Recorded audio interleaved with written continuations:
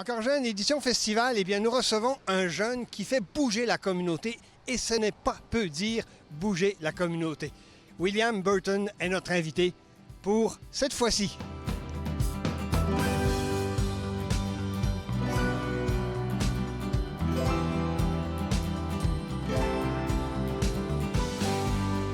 William Burton, bonjour. Bonjour.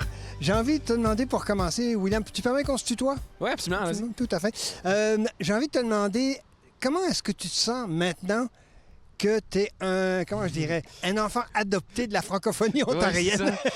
Ouais, c'est vraiment un plaisir de revoir tous les différents niveaux, l'éducation, les artistes, les systémiques, de prendre place et de venir nous voir, m'appeler vraiment pour plein de projets différents. C'est juste de se sentir bien dans voici ce que je suis capable de faire, puis qu'est-ce que vous avez besoin. C'est un choix, évidemment, que tes parents ont fait de vivre en Ontario, même si tu es né au Québec. Oui. Où tu es né, soit étant passé? Je suis né à Brossard. À Brossard, parfait. Ouais. OK, dans la banlieue de Montréal. Ouais. Donc, tes parents ont fait le choix de venir ici, bien entendu. Ouais. Quelles études tu as fait au point de départ quand tu es arrivé en Ontario français? J'étais très jeune. Avant de venir en Ontario, on était en Angleterre 2 ans. Fait que mes parents ils ont appris leur anglais en Angleterre. Puis après, toute la famille, on a déménagé en Ontario.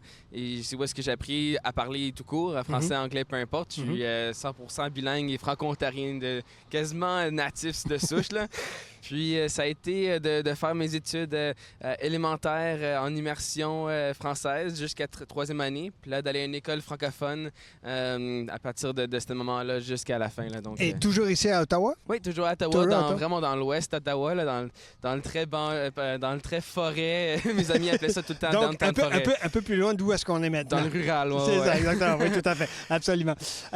C'était quoi le milieu? C'était un milieu rural, t'en parles, bien sûr, mais c'est quoi que tu as gardé de cette ruralité-là? Parce que tu es devenu extrêmement urbain comme personnage. Ça, rapidement aussi. Rapidement aussi. J'ai travaillé tous mes étés sur la rivière d'Ottawa à faire du kayak et du canot avec des élèves de toutes sortes d'âges.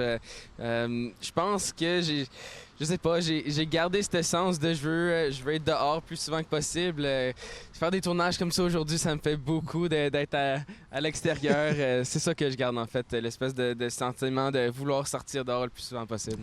Tu es un personnage plutôt actif dans la communauté. Oui. On va y revenir assurément avec le réveil d'un bientôt, mais cette espèce de quête de la francophonie, parce que c'est une quête, hein? Oui, absolument. Cette espèce de quête-là, justement, d'où est-ce que ça vient? C'est une quête, c'est une aventure que j'ai depuis longtemps. J'essaie toujours de trouver le moment où est-ce que je me dis, bon, ça, c'est où est-ce que ça commence. Puis ça recommence tout le temps dans les alentours du secondaire de dire, je veux participer au plus d'événements possibles. Puis d'arriver à des événements en milieu scolaire, de théâtre, de musique, j'ai fait de la danse, j'ai fait du cirque, j'ai fait de tout.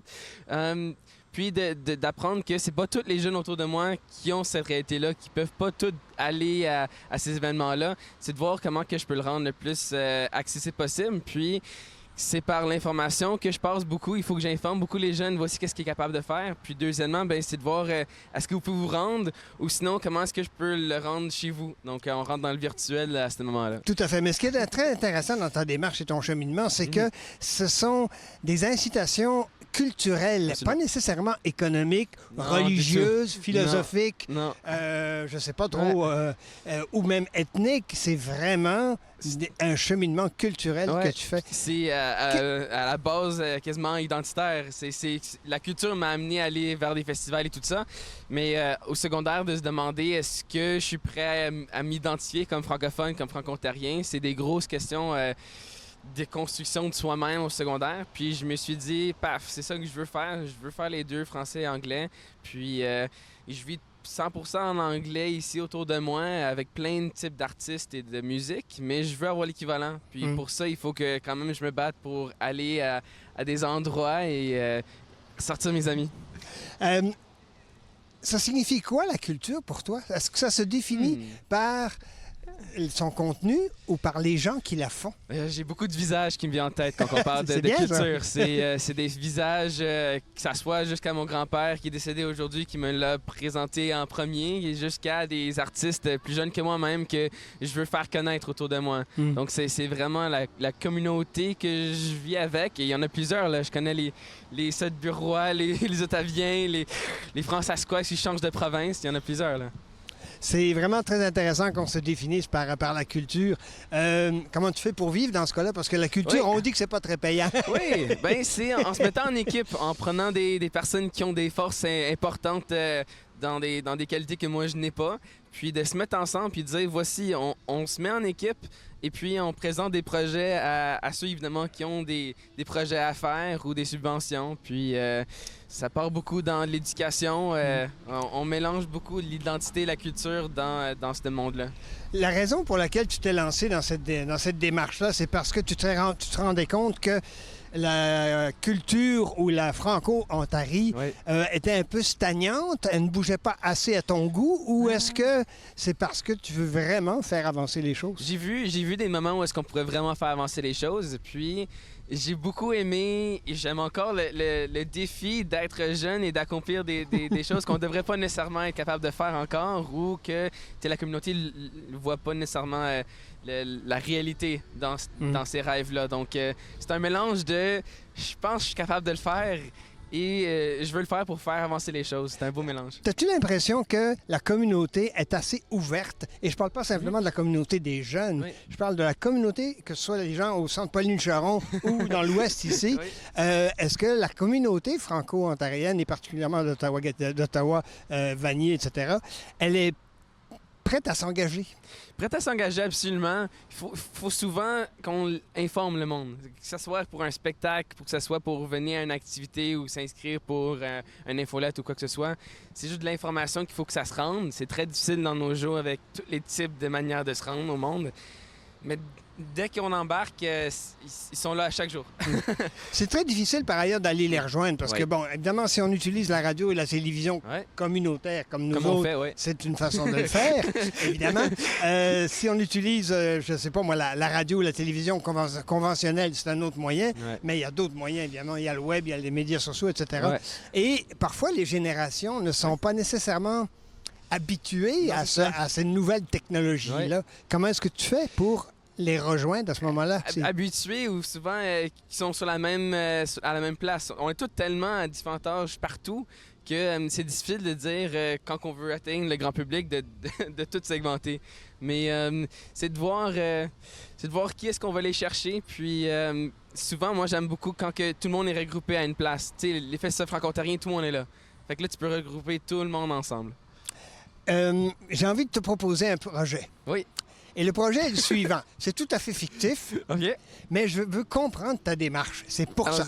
Alors, mettons que je suis à ta place et que j'ai l'idée de faire revivre le parc qui nous entoure dans l'Ouest. Évidemment, il y a des passants, évidemment, il y a de la circulation, évidemment, il y a des gens qui vivent en bordure, etc., etc. Mais je veux donner vie à cet univers-ci. Comment est-ce que tu t'y prends? J'ai déjà fait des événements dans des parcs, puis c'est l'enfer, parce que le cas de la ville, puis les stationnements et tout. Bref, on laisse le 3 mois de logistique à part. Tout à fait. Je pense que j'aimerais beaucoup amener des lumières, des LED. Ça fait plusieurs années que j'essaie d'avoir ça dans les festivals, de voir d'amener de la lumière vive, des couleurs LED dans les parcs pour que le soir, ils peuvent prendre des photos avec les lumières. Un peu comme à Noël, tout le monde veut sortir et marcher, mais ce serait le fun d'amener une touche technologique à des parcs comme ça. Puis c'est difficile, mais d'organiser des activités où est-ce que tu peux faire des hubs, avoir plusieurs jeunes qui sortent pour faire une activité. Ça se fait souvent à la plage, mais ce serait le fun de se mettre, il faudrait juste cogner à certaines portes et dire qui aimerait faire tel vendredi, comme les jardins communautaires et tout. Intéressant. Et une fois que l'idée a été lancée, comment est-ce que tu fais pour la réaliser? La réaliser, c'est d'aller chercher du monde qui croit dans ton rêve, dans ton potentiel. Et c'est de leur faire confiance. Tu sais, beaucoup de jeunes que je travaille avec de mon âge et on n'a pas beaucoup d'expérience, mais on a des qualités. Quand on se met notre nom dessus, ben ça se fait. Puis c'est de trouver du monde qui sont prêts à venir telle date, telle date, telle date, c'est à toi, ce bébé-là, c'est ton activité, vas-y fort. Donc, ça veut dire que ça prend de la planification. Ça prend non seulement, Ouais. comment je dirais, l'idée, Ouais. ça prend non seulement les contacts, Ouais. comment Ah ouais. rejoindre le monde, mais Ouais. ça prend aussi une planification de Absolument. et l'organisation. L'organisation, c'est primordial, mais c'est de trouver du monde qui comprenne la mentalité d'organiser quelque chose de nouveau. Au secondaire, on a fait plein de bénévolat jusqu'à plus être capable. Mais on faisait ça en plus de l'école, en plus du sport, en plus de la job. Puis ça te donne une mentalité d'une troisième ou quatrième vitesse qui n'est pas souvent là. Donc, quand il faut mettre plus d'efforts, ben, tu te mets dans cette vitesse spéciale, puis tu fonces. Puis je trouve... souvent, je demande à mes amis combien de bénévoles tu as fait. As-tu cette vitesse-là? Oui, on va avoir du fun. Est-ce que parfois ça va pas trop vite? La vitesse, c'est une de mes qualités, je trouve. Je trouve qu'à un certain point, il faut que ça soit bien fait. Mais quand tu es capable de faire plusieurs tâches back-to-back-to-back, ben, ça te permet d'avancer à une constance que je reconnais. Et j'ai jamais arrivé à un point où est-ce que je suis allé trop vite ou que j'étais brûlé. J'ai pas trouvé mon max encore. Là. J'ai pas vraiment envie de le trouver non plus. Non, je comprends. Mais non, la vitesse... c'est une des plus belles choses quand tu veux réaliser des affaires. Mais ouais. je comprends très bien ce que tu dis, qu'il faut que ce soit de qualité. Oui. En d'autres mots, on ne lance pas un projet, on ne le réalise pas, on ne Non. l'organise pas n'importe comment. Ouais. Et pour arriver... Le but, c'est pas nécessairement d'arriver au but. Non. Le but, c'est le cheminement aussi. Oui, ben c'est ça. Moi, j'ai tombé en amour avec le processus. C'est pas nécessairement le résultat que je cherche. C'est vraiment l'étape et main quand on arrive à une étape qu'on voyait de loin. Puis de le diviser en millions de tâches. Puis c'est ça, ces tâches-là, il faut qu'elles soient petites, il faut qu'elles soient réalisables, mais il faut que tu les enclenches un après l'autre. J'ai envie de te poser la question. Étant donné que tu es de la génération haute vitesse, Oui. c'est Need for Speed 4, 5, 6, etc. Là. Oui, ça sent bien. Oui, c'est ça, exactement. Comment est-ce que tu réagis quand la pandémie est arrivée? Oui, quand que tout met les Quand, freins, puis quand- que quand l'industrie... tout s'est arrêté, puis là, comment tu as réagi? Pour commencer, comment tu as réagi et comment tu t'es senti? Parce que J'aime beaucoup ces défis-là. Quand que tout arrête ou que ça devient très difficile, on l'a vu avec la résistance qu'il y a eu en 2018, tout le monde ne savait plus quoi faire. Puis avec la pandémie, l'industrie a fermé ses portes, shutdown complet. Puis ça a été qui a besoin de plus d'aide en ce moment, puis qu'est-ce que je peux faire pour eux? Puis combien de personnes je peux aider? Parce que moi, quand que je vois plein de différentes sphères que je peux aider, ben il faut que je m'en limite, il faut que j'en prenne un ou deux. Puis je regarde mon équipe parce qu'on est prêt pour aider ce monde-là. Parce qu'il y a beaucoup de personnes qui étaient en situation difficile. Puis ça a été... présentement, on a 2 sur 8 qu'on est capable d'avancer. Fait qu'on prend qu'est-ce qu'on a, puis on y va. avec les conditions actuelles. Ouais. Donc, sanitaires, etc., Sanitaire, santé, et gouvernementales, tout, etc., etc. Tout à Ouais. fait, tout à fait. Est-ce que tu te sens un peu frustré d'agir de cette façon-là? J'ai appris à comprendre ce niveau-là de pas m'attendre que les autres me suivent à ma vitesse. Puis des fois que moi, il est obligé de ralentir pour qu'on y va ensemble. C'est mieux d'être 4-5 que moi avec une personne ou tout seul. Fait que c'était une frustration, mais que ça m'amène à avoir plus une persévérance et une meilleure vision globale souvent. Si tu permets, William, on va faire une courte pause et on va revenir tout de suite. Merci beaucoup.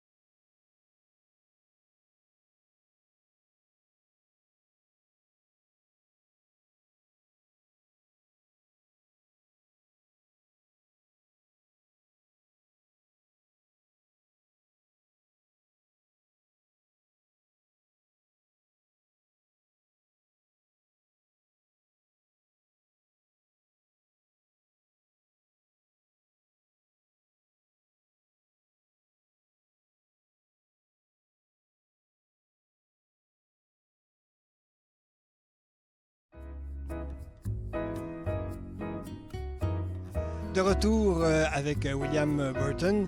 D'ailleurs, quel titre doit-on te donner, William? Est-ce que c'est président-directeur général de haute vitesse, étudiant en théâtre? Ouais. C'est quoi? J'aime beaucoup fondateur, mais dernièrement, je suis plus à un niveau où est-ce que ma compagnie a été développée. On est plusieurs, fait que je suis rendu un directeur général concrètement et président. Donc, j'aime toujours, ça me touche au cœur d'être fondateur. Ça fait longtemps que je fais ça, puis là, ça commence à avoir de l'allure. Là. Ça rejoint les sources fondatrices franco-ontariennes. Oui, hein? c'est ça. Oui, c'est ça, ouais, exactement, tout à fait. Je m'en doutais un peu. Pourquoi le théâtre? Tu as étudié en théâtre. Oui. Je me suis posé la question en voyant ton CV et ton cheminement. Je me suis dit, bon, je veux bien, il organise, il est actif, il est expressif, mais pourquoi le théâtre? Le côté de comprendre qu'est-ce que je veux promouvoir, ça m'a été premièrement utile quand je fais la promotion du théâtre. Je veux comprendre qu'est-ce qui a été mis sur scène. Et ça a été aussi de me dire mon vocabulaire, la qualité oratoire, je veux l'apprendre, comment bien le saisir. Puis finalement, c'est dans l'univers de vouloir, comme le metteur en scène, prendre quelque chose et le mettre à sa couleur. Ben, en entrepreneuriat, c'est concrètement qu'est-ce que je fais. C'est très créatif de créer ou de fonder quelque chose. Donc, mais c'est pas le côté comédien qui t'intéresse, c'est le côté metteur en scène. Je l'ai essayé. Je l'ai essayé. Ça a été bien. Ouais. Quand je m'y mets à quelque chose, il faut que ça soit bien. Donc, je me suis donné, mais c'était vraiment... C'était ailleurs. J'ai vraiment apprécié le côté du comédien qui doit se comprendre intérieurement, comprendre son personnage, l'histoire, en tout cas. Ouais. C'est intéressant de voir ça parce que, justement, donc c'est l'aspect un peu plus organisationnel et gestionnaire, tout à fait. Ouais. Évidemment, administratif. J'ai fait la spécialisation en administration du théâtre, dans le fait. Oui, tout à fait, exactement. Et on a besoin de gens comme ça parce que Dieu sait que dans le milieu théâtral franco-ontarien, évidemment, les troupes à la Nouvelle-Scène, bien sûr, mais il y en a quelques autres amateurs aussi, à l'Université d'Ottawa ou ailleurs. Elles ont besoin d'être dirigées, bien sûr. J'ai beaucoup de mes amis en théâtre qui viennent me voir pour savoir, OK, là, il faut que je fasse une subvention ou où est-ce que je trouve mon argent et combien que ça coûte. Donc, je suis content de les aider. Puis, ça a pris longtemps pour qu'ils comprennent c'est ça que je veux faire. Je suis pas comédien, je suis pas technicien, mais je veux vendre vos affaires. Tout à fait, absolument, tout à fait, tout à fait. Parlons du réveil. J'ai cru lire à travers des multiples articles qui sont consacrés que le réveil, c'est pas le réveil nécessairement de la Franco-Ontarie, mais c'est le réveil surtout de William Burton. Pour commencer, c'est ton éveil à la chose culturelle franco-ontarienne. C'était mon départ. Évidemment, c'est moi qui ai compris c'était quoi être un artiste en milieu minoritaire. Ensuite, ça a été moi qui comprends c'est quoi ma place dans ce spectacle-là en tant que jeune qui veut aller voir des spectacles et dire aux plus vieux, les professionnels qui achètent des spectacles, voici qu'est-ce que j'aimerais avoir sur scène pour mon groupe d'âge. Puis, une fois que j'ai compris ça, c'est de mettre tout ça ensemble, de dire les jeunes, on va aller voir des spectacles. On s'en va voir tel artiste, puis voici c'est qui, voici qu'est-ce qu'il fait pour poursuivre. Il y a des spectacles qui sont organisés par les autres générations et je reviens à ça. Oui. J'ai comme l'impression qu'il y a une envie chez toi d'être intergénérationnel et intragénérationnel, mais intergénérationnel sans aucun doute, mais que la démarche n'est pas encore tout à fait rendue là. C'est difficile parce qu'on commence à comprendre le pouvoir d'achat, la voix d'un jeune dans un spectacle. De dire, on pourrait avoir tant de grand public, mais aussi on pourrait avoir une gang de 60 jeunes qui viennent à un billet moins grand, là, mais c'est quand même 60 jeunes qui, plus tard, ils vont devenir la masse de la grande population qui vont voir des spectacles. Donc, c'est ce développement public que j'aime beaucoup. Puis, l'intergénérationnel, je l'adore. Quand je vais voir des festivals, je danse avec mes grands-parents, je chante avec mes parents, je m'amuse avec ma soeur et mes amis. Donc, as-tu l'impression, William, que la culture en général, que ce soit les arts visuels, chez M. Bergeron, par exemple, ou encore au théâtre, au Centre national des arts, ou peu importe, sur la scène du Théâtre Tremplin, par exemple, est-ce que tu as l'impression, justement, comment je dirais, on ne fait pas toujours le lien entre les générations.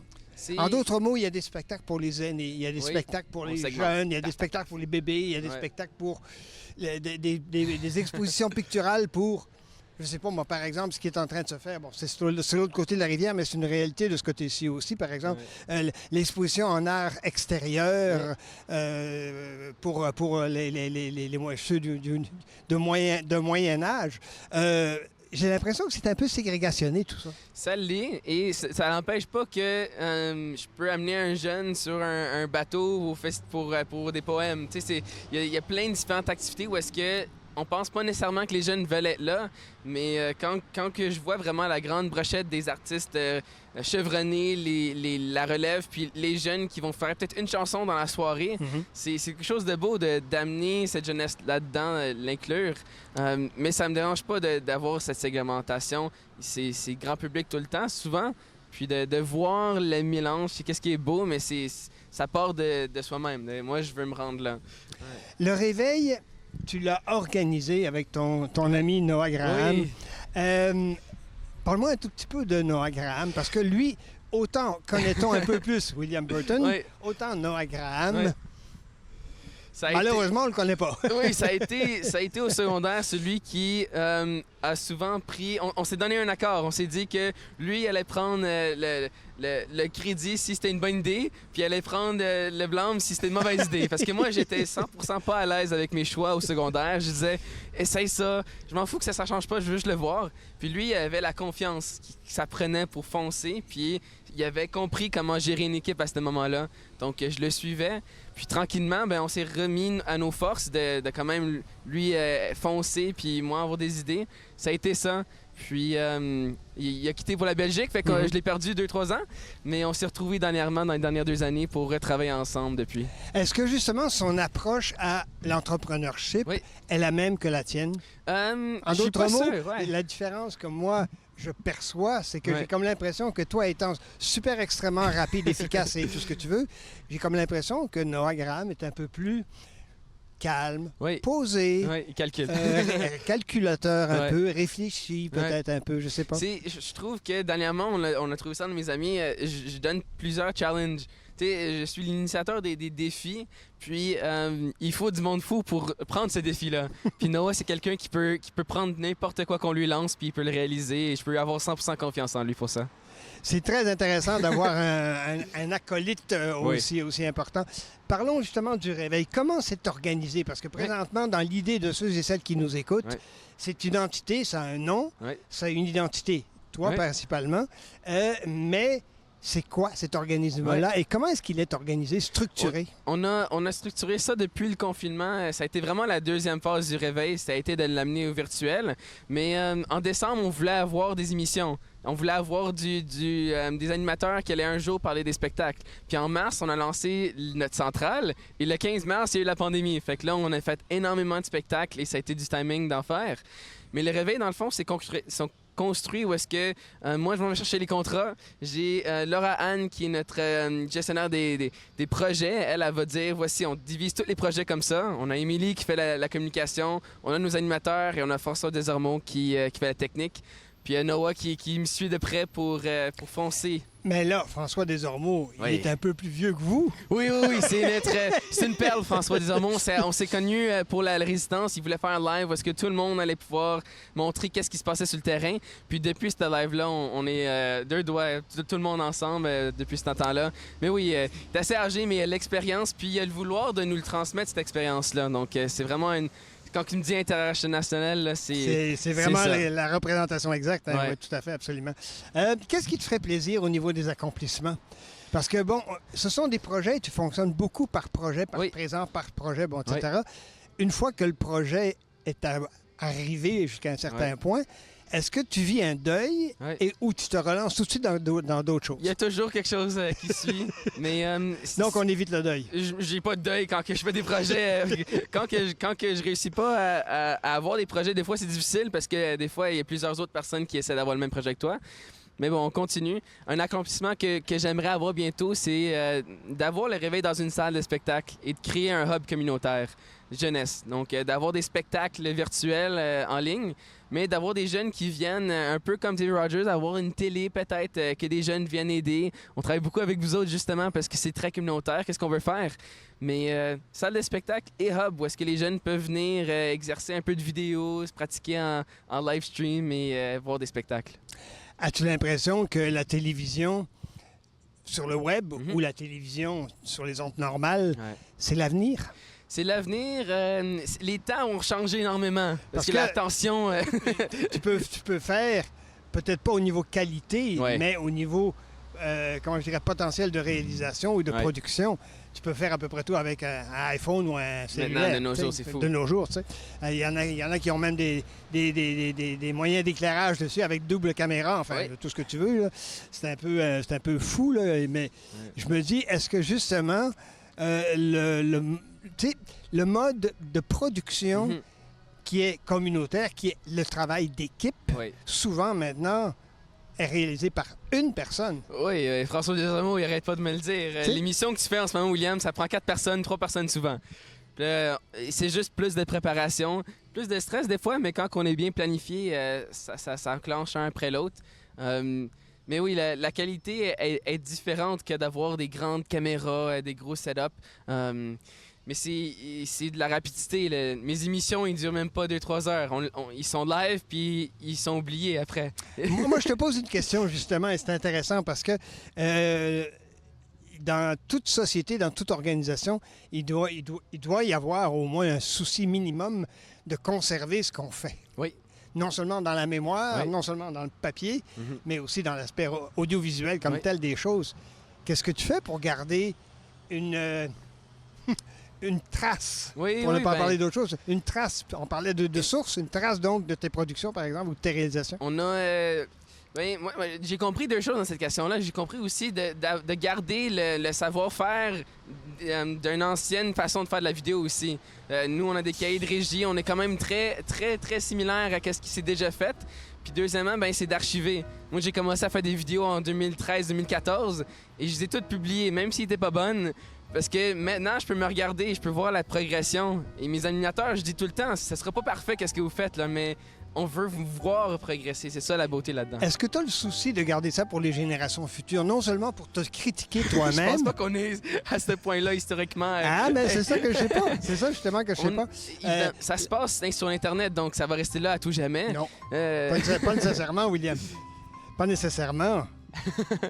J'espère pour toi, mais l'Internet est probablement pas la façon que l'Internet existe présentement. ouais. C'est pas garanti que ce soit conservé, surtout pas dans le format. Ouais, ça risque d'être compressé et tout et tout. Exactement. Donc, c'est les grandes productions, les documentaires qu'on a fait sur la marché à la rue Saint-Denis l'année passée. Ben ça, on a fait de documentaires et puis ça, on le garde précieusement pour l'archiver comme il faut. C'est pas juste une production d'1 heure comme qu'est-ce que je fais ce soir avec 4 jeunes. C'est différent. Quand on met beaucoup d'efforts dans quelque chose, on veut le mettre dans une clé USB, on veut le garder dans un coqueron caché. Là. Ça, en tout cas, je sais pas. Moi, On va voir, je pense. Oui, absolument, tout à fait. Mais moi, je pense que c'est important de garder trace de ça Ouais. pour la communauté, pour toi, C'est ça. évidemment, Ouais. mais pour la communauté aussi. Oh, oui, parce que les- tu fais bouger la communauté. Les Patrick Groux de ce monde qui ont fait des émissions à TV Rogers il y a 20 ans et qui retrouvent plus leur cassette. C'est ça. Oui, je vais me ramasser pareil, mais ça sera pas une cassette, ça va être une clé. Voilà, tout à fait, absolument, tout à fait. William Burton, ça a été passionnant de te recevoir Encore Jeune. Merci beaucoup. Ouais, ça fait immensément plaisir, c'était vraiment le fun. Merci.